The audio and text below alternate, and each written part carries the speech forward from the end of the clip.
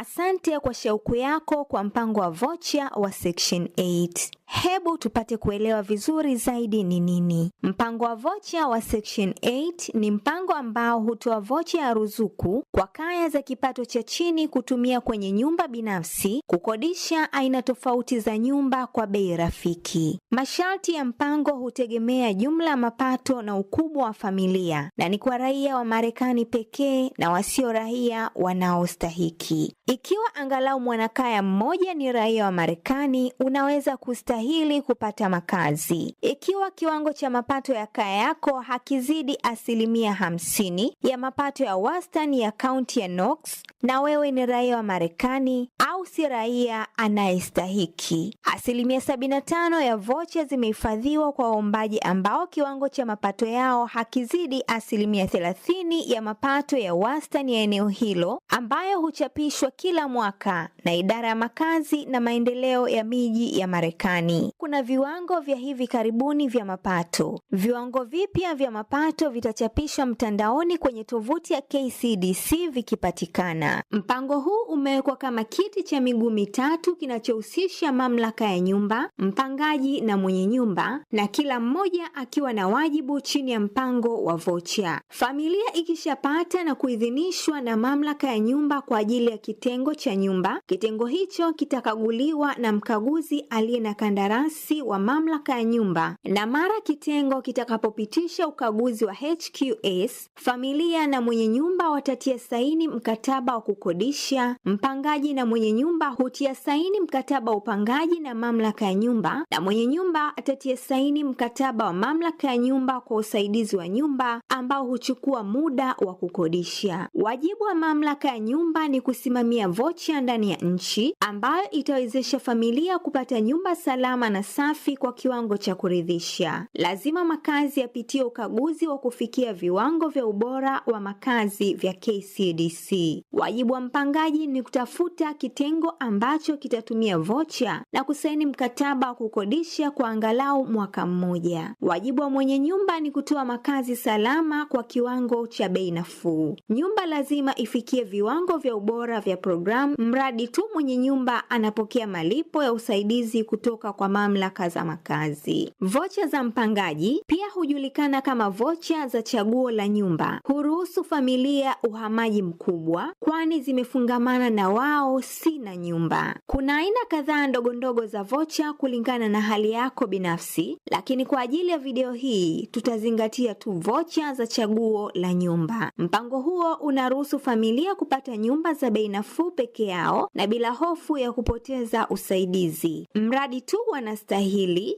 ikiwa watahamia mahali pengine. Ili kustahiki, muombaji lazima awe angalau moja kati ya haya: wasio na makazi, waliohamishwa au walemavu. Mpango wa vocha wa chaguo la nyumba wa KCDC hukubali maombi ya mapema mtandaoni kuanzia saa 2 asubuhi hadi saa 9 jioni, Jumatano ya pili ya kila mwezi. Maombi yatakubaliwa mtandaoni. Wanaohitaji usaidizi katika kutuma ombi yanaweza kuombwa katika ofisi ya Section 8 huko mtaa wa 400 Harriet Tubman, Knoxville, Tennessee, kuanzia saa 2 asubuhi hadi saa 9 jioni, Jumatano ya pili ya mwezi. Tafadhali kumbuka kuwa maombi yatashughulikiwa kwa tarehe na wakati yaliyopokelewa. Hebu tuangalie kile kinachotokea unapotuma maombi. Kustahiki kwa mpango wa vocha wa Section 8 inahitaji familia kuwa na angalau mtu mmoja anayestahiki. Familia inastahiki kutuma maombi kwa kutumia kitengo cha kuhamishwa na serikali ikiwa wamehamishwa na serikali, au ikiwa makao yao ya sasa yameharibiwa au kuharibiwa kwa sababu ya maafa, kutangazwa au kutambuliwa kwa njia nyingine rasmi na sheria za usaidizi za shirikisho. Familia inastahiki kutuma ombi kwa kutumia mapendeleo ya wahamishwaji bila kujitolea ikiwa wanahitaji makazi kwa sababu ya maafa ya asili kama vile moto au mafuriko, ikiwa wameathiriwa na unyanyasaji wa nyumbani, waathiriwa wa kulipizwa kisasi au uhalifu wa chuki,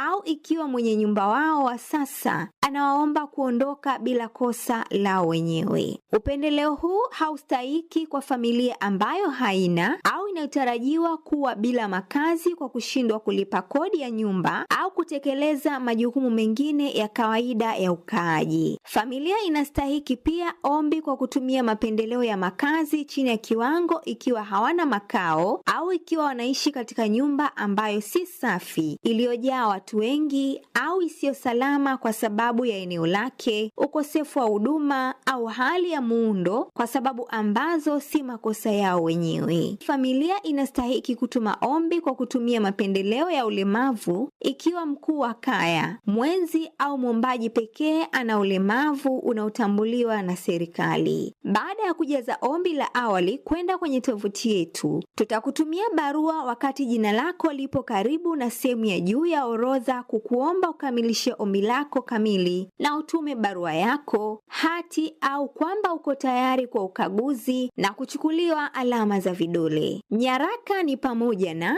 uthibitisho wa kufukuzwa kutoka kwa hatua ya serikali, kuhamishwa bila kupenda, kuwa na makazi duni au kutokuwa na makazi, vitambulisho vya picha ya kila mtu katika familia zaidi ya miaka 18, vyeti vya kuzaliwa kwa kila mtu katika familia, kadi za usalama wa jamii kwa wanafamilia wote, uthibitisho wa mapato kwa kila mtu katika familia ikijumuisha taarifa za benki kama inatumika. Na kwa wale ambao ni walemavu, barua ya hifadhi ya jamii au taarifa ya daktari inayothibitisha ulemavu wa kudumu. Ikiwa una mabadiliko katika ustahiki wako wa mapendeleo, tafadhali piga simu ofisi ya Section 8 kurekebisha ombi lako la awali. Ikiwa una rekodi ya uhalifu, unahimizwa kutuma maombi na kuruhusu mchakato ufuate. Ikiwa hustahiki, ukaguzi na usikilizaji unaweza kuratibiwa kukusaidia. Watu pekee ambao hatuwezi kuhudumia ni wakosaji wa ngono waliosajiliwa na wale ambao wamepatikana na hatia ya kutengeneza dawa za kulevya aina ya methamphetamine. Iwapo kila kitu kitaenda sawa kutokana na ukaguzi na uwekaji wa alama za vidole, tutawasiliana nawe mara tu jina lako litakapofika juu ya orodha ya wanaosubiri ili kuhudhuria muhtasari na kupokea vocha yako. Mara tu utakapopokea vocha, jukumu la kutafuta makazi yanayofaa ni juu yako. Utafutaji wa awali wa siku 60 utatolewa na kihitajika siku 60 za ziada zinaweza kuombwa. Ikiwa nyumba haijapatikana ndani ya jumla ya siku 120, muda vocha utaisha na ni lazima utume ombi tena. Kutokuwa na shughuli katika kipindi chochote cha mchakato kutasababisha ombi kuondolewa. Kuna programu ya pili ndani ya ofisi ya Section 8